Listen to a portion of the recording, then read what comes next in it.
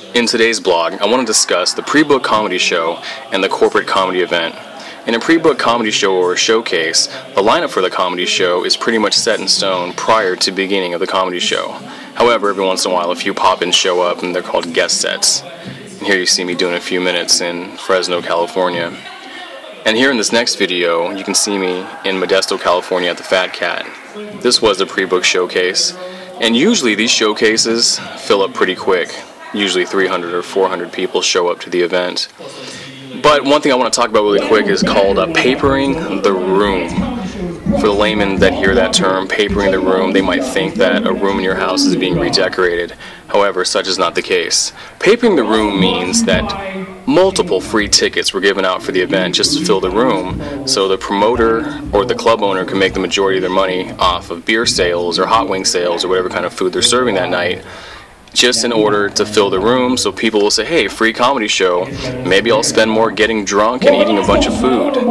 Now when you pay for the room, it kind of devalues the ticket of comedy, which has happened a lot in Modesto. It's hard to ask people to actually pay for comedy in Modesto because it literally has been devalued because people are used to getting free tickets to go to the Fat Cat. So when a small promoter tries to put on a show somewhere, people aren't so willing to cough up $5 or $10 to come in and see an actual legit comedy show. So yes, papering the room is sometimes a bad idea when you want to have a pre-book showcase.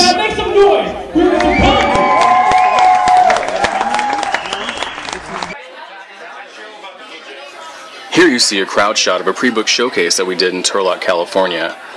Every single seat was taken up this night. This room was not papered. We charged the door and we sold out every single seat. We had Rob Langford, Alden Lee, and Jason Sharp as local favorites, and they were able to fill the room. We didn't even have to advertise. So let's take a listen to some of the jokes that these guys had to tell this night.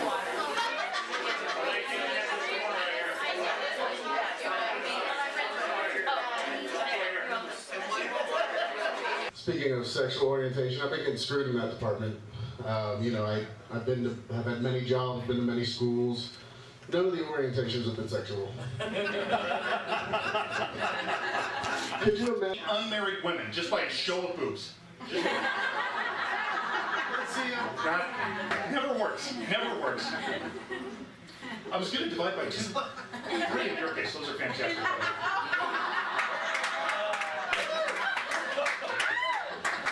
Hey, listen, I appreciate everybody who's here tonight. And in fact, to show my appreciation, I have gift cards for everybody. I do. As you leave on the desk back there, big stack of gift cards. They're for Blockbuster. I went by there the other day. I'm like, hey, Warren, is he still good? Oh, they're closed. So I lost it. Here's video from Duct Tape Films of an event called the Life Goes On Foundation Comedy Night. It was a fundraiser for the Life Goes On Foundation, founded by Arthur Renowitzki. Basically, there was a bunch of comedians in the Bay Area that wanted to do this event, but they all decided to ask for a whole bunch of money at the last second, so me and the 209 crew came through, and a couple guys from the 408 and 510 or 925, what have you, came out to save the day. So basically this was an event where we were hired by a company or an organization or a group to come out and tell jokes. Usually you have to be clean and profanity free, but sometimes the companies that hire you for these corporate events, which are private events, they're not in comedy clubs, they're not in bars, they're not in places where public people can show up. They're private events. That's why they're called corporate events, because you're hired by a company to come out and tell jokes. So basically, you just got to come out, be clean, and they'll give you a fat stack of cash. I've done numerous of these, and they're all very rewarding. So basically, corporate show, you get hired by a company to tell jokes, not in a club atmosphere.